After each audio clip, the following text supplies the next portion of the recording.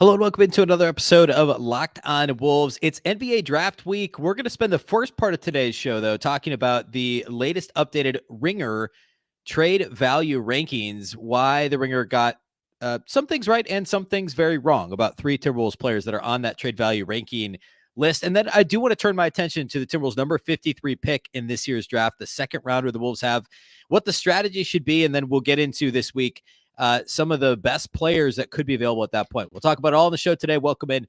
You are Locked On Wolves. You are Locked On Timberwolves, your daily Minnesota Timberwolves podcast. Part of the Locked On Podcast Network. Your team every day.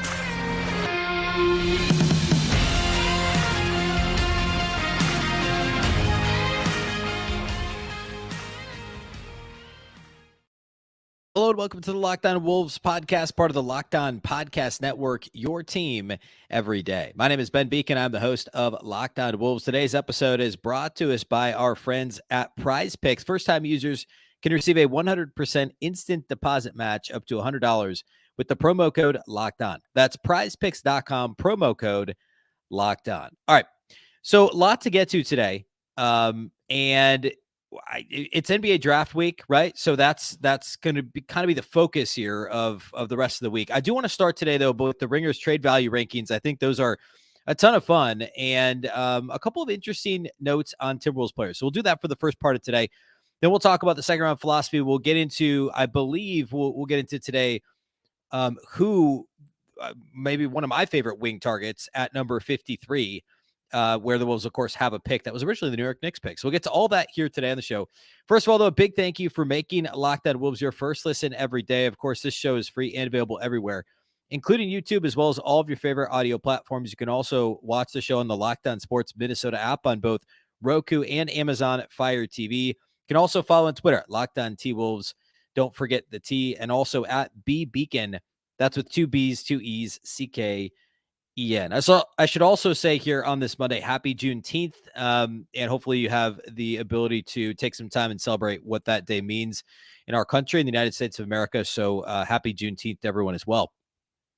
All right, so let's start with the trade value rankings at the Ringer. And there's a couple different ways to slice this and dice this, but basically, I'll give, if you're not familiar, over at the Ringer, which is, of course, Bill Simmons' site, they do a trade value rankings every year. They usually update it. I feel like they might update it a couple times in the offseason, but they also do a full podcast on it. They do a mini write-up on the website and basically rank, I think what they do, the top 65.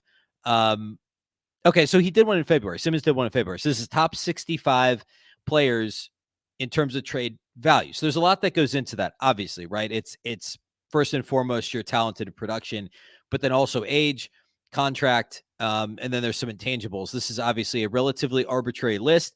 And as I've said on the show before, I think Simmons is super entertaining and generally does a really good job with maybe super strong. I think he's very entertaining, does a good job with basketball analysis.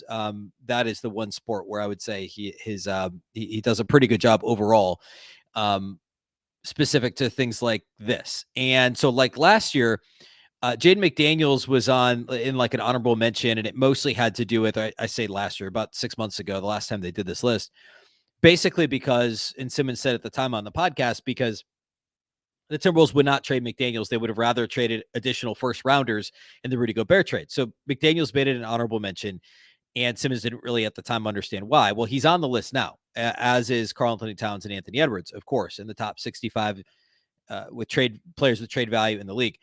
Rudy Gobert, though, is off the list. He's now just completely out of the top 65, not an honorable mention. He's one of 12 players that Simmons removed from the list this year. To give you an idea of some of the other guys that fall in that same category, Jeremy Grant, which I thought was a little bit interesting.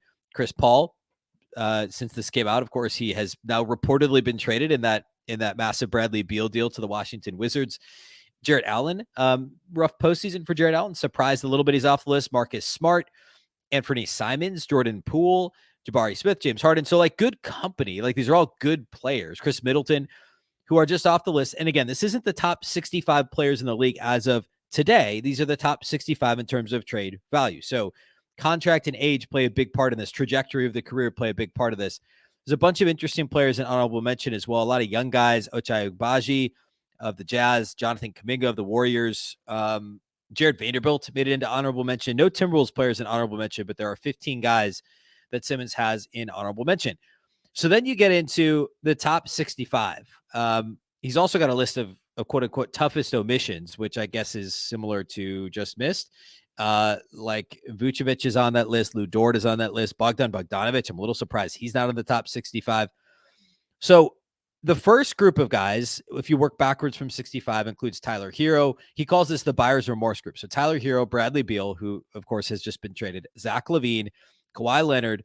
Those are all guys who are either overpaid and or, well, actually, yeah, they're all just overpaid. They're good players. In the case of Kawhi Leonard, he's not actually overpaid, but he is based on production and the number of games he's able to play, right? And, Tyler Hero, of course, was in and out of the rotation at times, had injuries. Bradley Beal has just not been on a winning team, and he's a year ahead of Cat in terms of the Supermax, right? He's going to get $46 million this year, $50 million the following year. Just got traded to the Suns. Not official yet, but it's in the works. Then you get into a group of quality starters, more young players. Keegan Murray, of course, a rookie last year. And then you got some Derek White is in that group. Got a lot of vets who are maybe a little bit overpaid as well. Trae Young, Draymond Green, Andrew Wiggins, DeMar DeRozan, RJ Barrett. I don't know how RJ Barrett makes this list. I do not think he's a top 60 trade asset. So we get into some of these that I would quibble with. DeJounte Murray, by the way, gets into that group at number 54, and he was a rumored trade target of the Wolves before the Hawks overpaid. By the way, DeJounte Murray becomes a free agent after this year. I talked about this maybe last week in a show about how I would not be interested in any sort of a 3-team deal, where Houston could get involved. There are all these discussions of could the Wolves get the 4 pick from Houston and DeJounte Murray go to Minnesota, or could the Hawks get the number 4 pick and Murray goes to Minnesota in this 3-team deal? There's no interest. I have no interest in pairing DeJounte Murray with Anthony Edwards. And then we get to Group J, the upside game. These are all players who, according to Bill Simmons, have upside and therefore are a top 53 trade asset. Jaden McDaniels is in there at number 53. He's a spot. So I agree with him being on this list, obviously, but he's a spot below Shaedon Sharpe. He's 2 spots below Tyrese Maxey. I guess you could argue that one. A couple spots below Scotty Barnes, which, by the way, falling to 50 is a big fall. I believe, I don't have it in front of me. It doesn't say where he was last year, but I'm pretty sure Scotty Barnes was like a top 20 trade asset on this list last year, which it proves a little bit how reactionary this list is and also how volatile when it comes to trade value or perceived trade value. Austin Reeves is number 49. I get it. He had a really good season. He's going to get paid. But there's no way Austin Reeves has more trade value than Jaden McDaniels. He just doesn't. He's a good defender. Sure. He's a good shooter, but McDaniels is still better in both categories this year. He's a better defender. He's a better shooter. And then he's got undrafted guys, which I don't understand. Brandon Miller at 48, Scoot Henderson at 47. You could argue Cade Cunningham at 46 and Chet Holmgren at 45. Sure. But you cannot put Jaden McDaniels behind Shaedon Sharpe. You could argue Scotty Barnes. I would not put him behind Shaedon Sharpe, would not put him behind Austin Reeves, 2 guys who have yet to be drafted, and Brandon Miller, Scoot Henderson. I don't know how you can, I guess you could put him behind Chet. I guess I get that. And then the next group, the quote, sorry, he's worth way more to us than you group, OG Anunoby at 44, Brandon Ingram, Aaron Gordon, Desmond Bane, Domantas Sabonis. You could argue all those ahead of McDaniels if you want to. I would have to believe Jaden McDaniels is a top 40 trade asset, though. I think you've got to put him in that top 40 group. And I do not think in any world you can put Shaedon Sharpe and Austin Reeves in front of him. I wouldn't put rookies in front of Jaden McDaniels. And I guess the logic there is, could you trade Jaden McDaniels straight up for the number 3 pick in the draft? That's a good question, right? Like if all things are equal, would you? And that I guess is what we're trying to answer here, right? Because in theory, and this is how he describes it on the podcast, anybody ahead of Jaden McDaniels is someone that team would say no to a straight up swap. So would the Blazers straight up swap Shaedon Sharpe for Jaden McDaniels? Yes, they would. Absolutely, they would. Would the Lakers swap Austin Reeves for Jaden McDaniels? Yes, they would. They absolutely would. Now, would the Rockets trade number 4? Would the Blazers trade number 3 straight up for Jaden McDaniels? I don't know. And that's where it gets tough. So I guess it proves how difficult this exercise is. But I just think Jaden McDaniels is way undervalued here. I do want to get into where Cat ranks and also where Anthony Edwards ranks. I was a little surprised with both of them. in different directions, actually. So we'll do that here next, and then we'll get into some draft talk here towards the end of the show.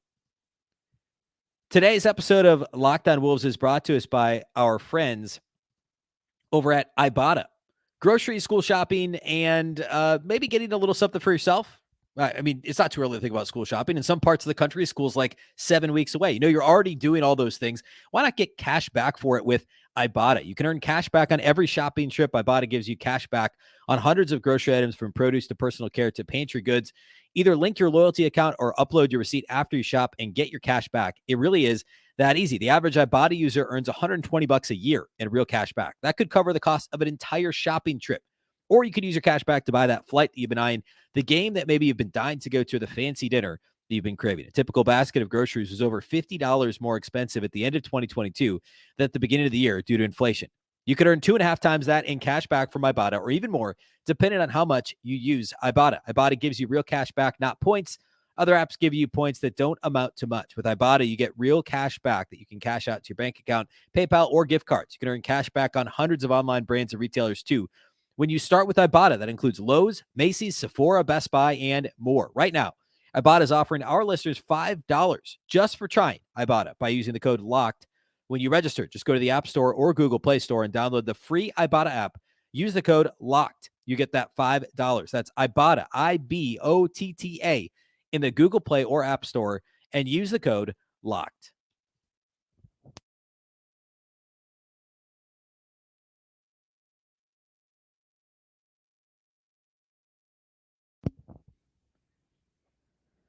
Locked On NBA's mock draft special is here, and it's bigger than ever. Follow along the entire first round in an 6-episode ultimate mock draft experience that only Locked On can deliver. All episodes are available right now on Locked On NBA Big Board or on YouTube, or really wherever you listen to podcasts. You can find this. Again, it's Locked On's NBA mock draft special. Of course, the Timberwolves do not have a first-round pick in this year's draft, so I was not able to be a part of it. Unfortunately, this year did feel left out. They do have the number 53 pick, which I'll talk about some philosophy on that here in a little bit. And then we'll spend basically the rest of the week looking at potential targets in the second round, whether it's at 53 or maybe a slight trade up or trade back. And they're probably not going to trade back from 53. But if the Wolves acquire another second-round pick, you know, basically guys that could go anywhere from that, like anywhere from the start of the second round towards the end of the second round, or maybe guys that could go undrafted. Just a few names that I like that are reasonable to, reasonably could be on the board in that range. One more note on Jaden McDaniels related to this trade value ranking article. I had mentioned this a couple weeks ago, but the Crangus McBasketball on Twitter, which is it's Tim_NBA. He is a B-ball index. If you're not familiar with B-ball index, I cited a lot on the show. bball-index.com does a fantastic job with advanced metrics, their own advanced metrics, compiling others. It's a really great resource. But Crangus McBasketball on Twitter does a really, really good job. And he tweeted out a couple of things a few weeks ago about some new defensive metrics. One is he had a sneak peek at their difficulty-adjusted ball screen navigation list. We talked about how Jaden McDaniels is the best in the league at ball screen navigation this year. Difficulty-adjusted, which factors in, of course, it's just the new piece of this, factors in, as it explains, how difficult the assignments are. We talked about how Jaden McDaniels has had one of the toughest. He was always matched up against top, tier 1 or tier 2 offensive opponents. He finished first in difficulty-adjusted ball screen navigation this year, ahead of D'Anthony Melton, Quentin Grimes, Lou Dort, Dylan Brooks, Mikal Bridges, Alex Caruso, et cetera, et cetera. Drew Holiday's on that list, Javon Carter. By the way, Shaedon Sharpe and Austin Reeves are not on this list, in case you're wondering. The other one was difficulty-adjusted perimeter isolation defense, another new statistic. And Jaden McDaniels is number 1 in that as well, ahead of D'Anthony Melton. Drew Holiday is 3rd. Dylan Brooks is 4th. Javon Carter is 5th. All names you hear as really good perimeter defenders, guys who also received some attention, and in some cases more attention than Jaden McDaniels did for defense, all defensive first and second team. Of course, McDaniels received votes, but did not make either team. And just thought I'd point that out, that I don't know, he's first in both those categories, probably the best all around perimeter-oriented defender. And I explained a few weeks ago, he didn't make one of the teams because the way the teams are set up, right? You have to have 2 forwards on each team, reputation, guys like Giannis, et cetera, that were, of course, ahead of him. But man, all things considered, I don't know, feel like that would put him ahead of, on this trade value rankings list, ahead of most of the guys. Oh, you know who else isn't on there that received a lot of attention for, and actually I think did make it all defensive team? Desmond Bane, by the way. He's 41st. I'm not saying Jaden McDaniels is a better player than Desmond Bane. I'm saying trade value-wise, I guess McDaniels' extension. Well, so is Bane, though. I think they were the same draft. So I don't know. I don't know how you put Bane. How many places ahead? 12 places ahead of Jaden McDaniels. I don't know how you put Shaden Sharp ahead of Jaden McDaniels. I don't know how you put Austin Reeves ahead of Jaden McDaniels. Anyway, let's move on. Karl-Anthony Towns is number 36 on this list. Last year, I think he was around 20.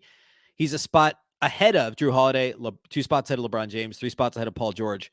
He's in the group that Simmons calls, if you tell Woj, I'll deny it to the death, but I'm listening. I think this is probably about the right group for him to be in. He's a spot behind LaMelo Ball, which I think is kind of crazy. Now, again, contract plays into this, right? LaMelo Ball makes $11 million.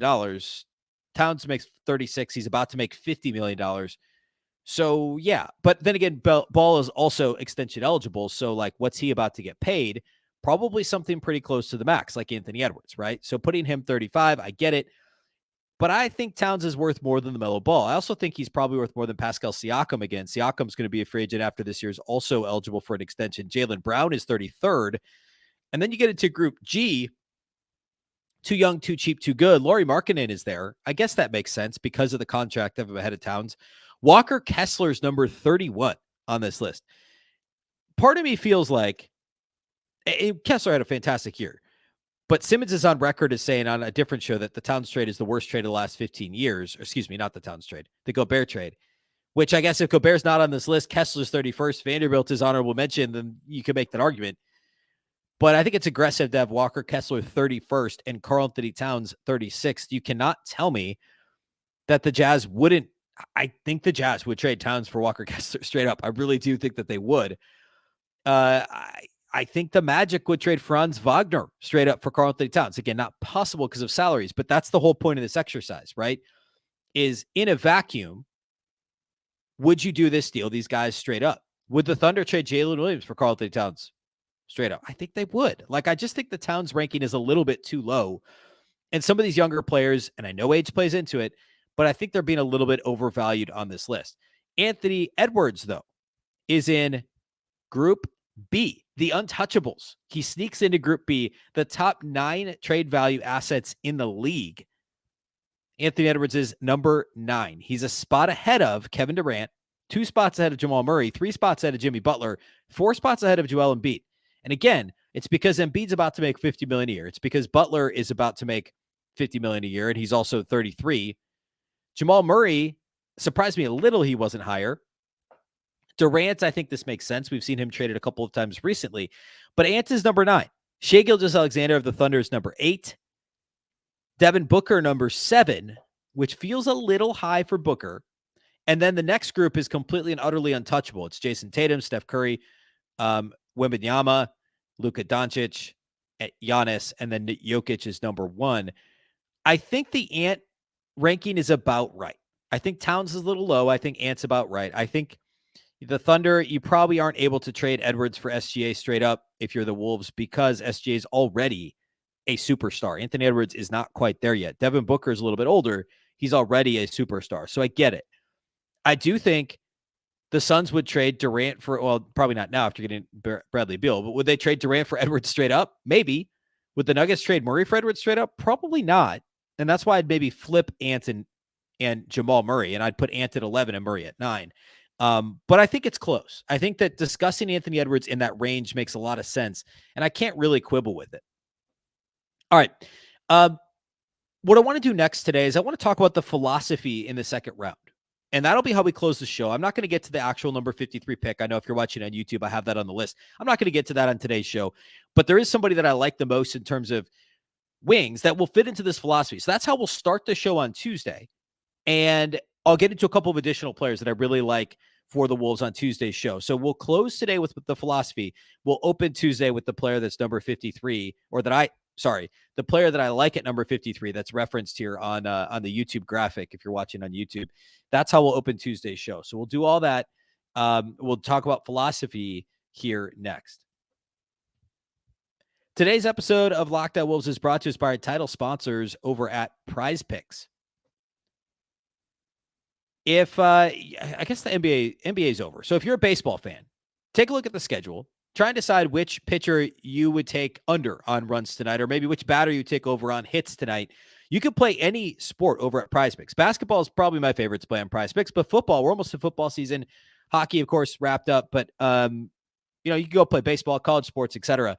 If you're wondering how PrizePicks works, it's really easy. You just pick 2 to 6 players in whatever sport you're on. If they'll score more or less than their PrizePicks projection, depending on category, there's plenty of categories available. You can win up to 25 times your money on any entry. You're not competing against other people either. It's just you versus the projections available. Again, any sport.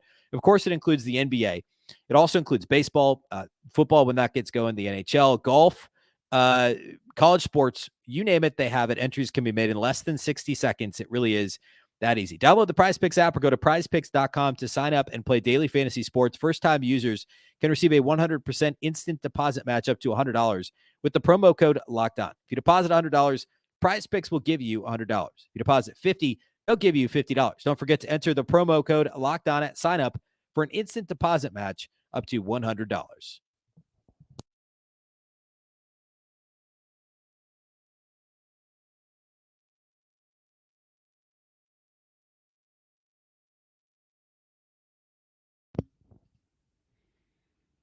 All right, let's talk a little NBA draft.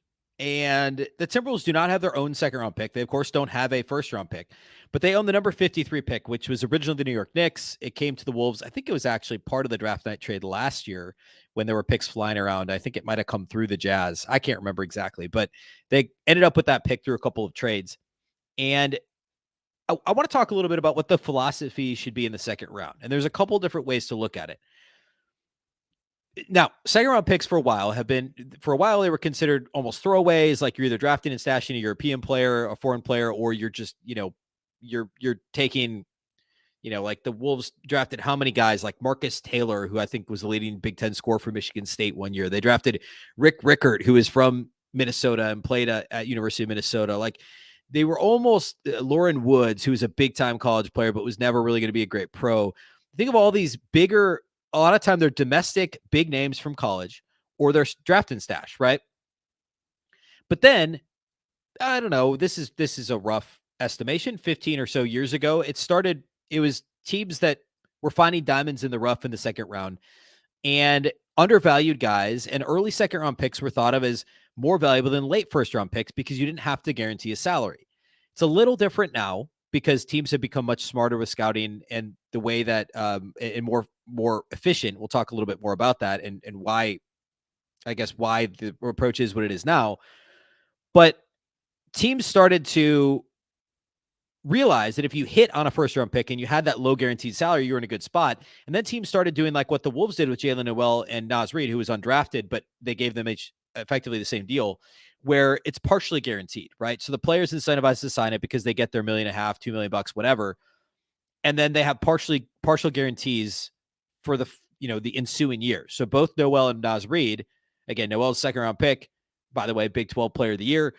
And sorry, not Big 12, Pac-12 player of the year. And Naz Reid was undrafted. They each got partial guarantees for 4 years, and both ended up being, Noel was a bargain in year 3, struggled in year 4. Naz was a bargain pretty much all the way through. And then you just make that decision. Like if the Wolves had extended Naz last offseason, we wouldn't be having this conversation now about, what do they do in free agency? But all that to say, second round picks are definitely an asset now. In my opinion, the philosophy of second round picks has to be one of two things. You're either looking for a player that has one outstanding skill, like can do one thing extremely well and they're NBA ready with that one skill. And there's a reason you have reason to believe that you can develop the rest of that player to take advantage, to make it worthwhile to take advantage of that one skill at the NBA level, right? So if somebody's an incredible rebounder, and there's a lot of examples of this, I mean, like I think Kevon Looney was actually late first round, but the Warriors have done this. Undersized bigs that are outstanding rebounders that can come in. If their one issue is that they're undersized, but say they can also, in addition to being able to rebound, Eric Paschall is a good example. I think he was a second rounder. He was briefly on the Wolves last year. He was undersized, but he could rebound, and he was able to develop a shot. He was a really intelligent player, good passer. And the thought was like, hey, if he could do everything pretty well, but has this one outstanding skill and he's just undersized, he could be a valuable bench rotation piece for basically peanuts in terms of salary, right? So that's one thing you're looking for as a player, and that's just one example. A player with an outstanding skill that you can develop the rest of them well enough to then be able to not make an excuse, but like justify, I guess, them being on the floor if you can bring the rest of their game up to an NBA-ish level, right? Or like shooters are another good example. In recent drafts, like I'm trying to think if there's a good example of somebody who is just a fantastic shooter that was drafted because of it. And in the second round and stuck around. Like, I mean, there are examples, and I let me think about this. Let's see. I have the last couple drafts pulled up, so I'm just kind of looking through some of these guys that shooting isn't actually a good example in the last few years, but that's one example of like if somebody's an outstanding shooter, but there's other issues with their game, can they make a roster, right? Because remember, it's not a guaranteed deal in most cases in the second round. It doesn't have to be at least. So you're not guaranteed to make a roster. Shake Milton's a good example. Like he ended up being an okay NBA shooter, but that was one of the reasons he got picked in the second round. D'Anthony Melton, it was because he was a really good defender. And so he was going to get a shot in the second round. Javon Carter, same thing. And it really was shooting and defense. He was just undersized, right? So those were his outstanding skills, but there was an issue. Those are all second round picks from, what was that, 2019, 2018? Or the second thing is it's a player with one major issue. They're really good at everything else, but they have something that isn't up to snuff. So like Keita Bates-Diop, Timberwolves second round pick when Tom Thibodeau was in charge in 2018. He was well-rounded. He was the Big Ten player of the year. His issue was a lack of athleticism. And there were some, shooting was a little shaky, but like he was kind of a jack of all trades, master of none, right? That's what I'm saying here is that in a lot of cases they're well-rounded, but they have a major issue. Athleticism a lot of times is what that is, or they're just super undersized. Desmond Bane lasted to the last pick of the first round because he had a negative wingspan. He's a good athlete, really good shooter, great feel, good basketball IQ. He had a negative wingspan. So teams talk themselves into he may not be a good defender. There's limited upside because of that limited wingspan. Kyle Anderson made it to the late first round for that same reason. A lot of times these types of players sneak into the second round, and there's a ton of examples. Luka Garza, slow-footed / limited athleticism. He's a really skilled offensive player. He's a good rebounder. He's a little undersized, but not a lot. It was just a lack of athleticism. So it's a lot of times it's size or athleticism are the limiting factors that allow players to slip into the mid-late second round that otherwise would be a much higher selection in the first round. So when you're picking at number 53, you're going to take a swing on a player that's got a red flag, but is super good everywhere else. And you think that there's a high ceiling if you can, figure out that red flag. Now, if it's size, if it's athleticism, there's not a whole lot you can do about that, right? Or it's a player with an outstanding skill, and you think perhaps their other skills can go from, mediocre to good enough to play them to maybe even better than that, right? And you look at, there's tons of examples. Obviously, Nikola Jokic is an extreme example, but like other Tim Connolly draftees, like Monty Morris, former point guard in Denver, who was with Washington this last year. He was traded to Washington last offseason. There's plenty of other second round examples of that being the case as well. So when you're picking at 53, beggars can't be choosers. You're looking for one of these two things. You're going to take a swing, or you're going to find somebody that's probably going to be a solid rotational contributor. In fact, Josh Minott is a good example of that last year. It's actually more of a high upside play, but knowing that his one outstanding skill is his athleticism / nose for the ball and rebounding, which I would lump together as like just calling it nose for the ball, and athleticism is part of that. Those things together, it's like, okay, he's playable now because he's just going to wreak havoc and he's so athletic and long and he can get on the glass. We could figure out some of the offensive skill stuff later. Let's plug him in and play him probably second year now. He's going to get a shot as a rotation guy. That's an example of a really solid second round pick where the floor is pretty decent because he's got that one outstanding skill, but the ceiling is also impressive. And that it's the perfect second round pick. Josh Minott was. I've got another player that reminds me a little of him, not in terms of athleticism, but the nose for the ball stuff. Let's lead off the show Tuesday talking about a player that I really like, that I think will be there or have a really good shot at being there at number 53 for the Wolves. So that's how we'll open Tuesday's show. And then we'll talk about a couple of other players that I like as possible Timberwolves draft picks late in the second round. That's how we'll lead Tuesday's show. And really, that's most of what we'll do Wednesday and Thursday is talk about potential second round pick for the Wolves as well, get you familiar with some of these names. So be sure to tune back in on Tuesday. That's all we have for you today. A big thank you to those of you that do make this show your first listen every day. Of course, this show is free and available everywhere, including YouTube, as well as all of your favorite audio platforms. You can also watch the show on the Locked On Sports Minnesota app on both Roku and Amazon Fire TV. You can follow on Twitter at Locked On T-Wolves and also at Beecken with 2 B's, 2 E's, CKEN. Again, every day or tomorrow, we're going to talk pick 53, 3 players. We'll lead off with one I'm excited about. 3 players the Wolves could look at number 53. That's what we'll do on Tuesday's show. Of course, the Locked On Wolves podcast is part of the Locked On Podcast Network. Remember, the Locked On Network is your local experts on all the biggest stories. Once again, I'm Ben Beecken. This is the Locked On Wolves podcast, and we'll catch you next time.